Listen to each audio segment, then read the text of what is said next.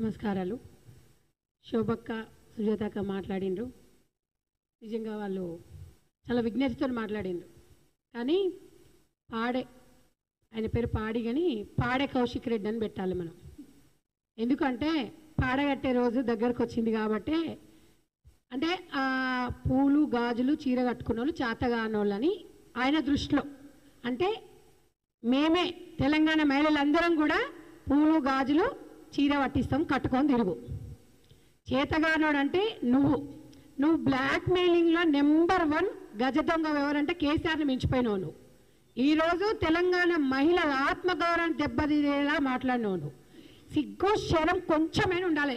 పక్కన బిడ్డను పెట్టుకొని, పక్కన భార్యను పెట్టుకొని, నా బతుకు ఓటేయకపోతే నేను చచ్చిపోతాను బ్లాక్ మెయిలింగ్ చేసి ఇలా గెలిచినోడివి. మాకు కాదయ్యా పంపించేది, కేటీఆర్కి కేసీఆర్కి మాకు కాదు పంపించాల్సింది, మహిళలకు కాదు పంపించాల్సింది, వాళ్ళకి ఫస్ట్ పంపిస్తే వాళ్ళు నిజంగా మా చేతగానోళ్ళ, ఇలా కేటీఆర్ చేతగానోడా కేసీఆర్ చేతగానో తెలంగాణ ప్రజలందరికీ తెలుసు.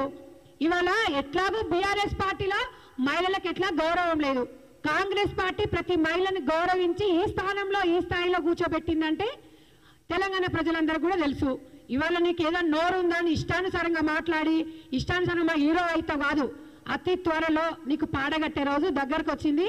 ఇక నిజంగా కూడా ఈరోజు తెలంగాణ ప్రజలు ఈరోజు ఏదో మాట్లాడుతున్నాం కానీ మాకు తెలంగాణ మహిళలను చాతగాలని అన్నావు కదా, సరే మీ మీద కూడా చూపిస్తాము త్వరలో.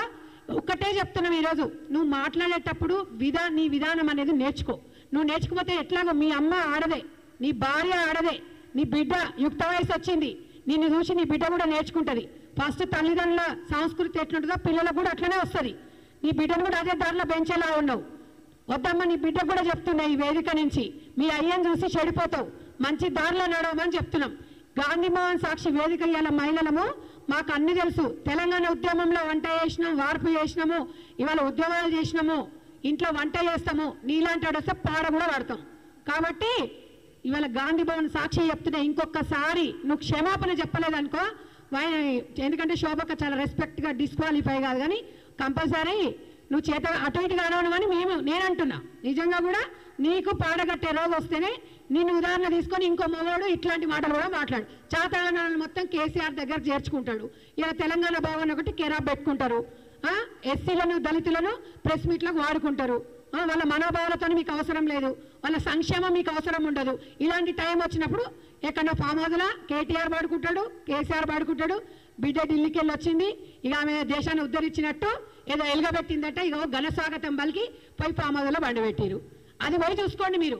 ఇంకొకసారి తెలంగాణ మహిళల జోలికి వచ్చిందనుకో ఖబర్దార్ అని చెప్పి ఈ వేదిక ద్వారా పాడి కౌశిక్ రెడ్డి, నువ్వు ప్రెస్ మీట్ పెడతావా లేకపోతే మొన్ననే మీ కేటీ రామారావుకు మొన్న వచ్చేసి క్షమాపణ ఎట్లా చెప్పిండో నువ్వు కూడా అట్లా వచ్చి, ఎందుకంటే మీకు నోరు దురుసులు బాగున్నాయి, మీకు దుల తీరాలంటే ఇలా మా తెలంగాణ మహిళలందరూ కూడా ఒకసారి దెబ్బలు పడాల్సిందే.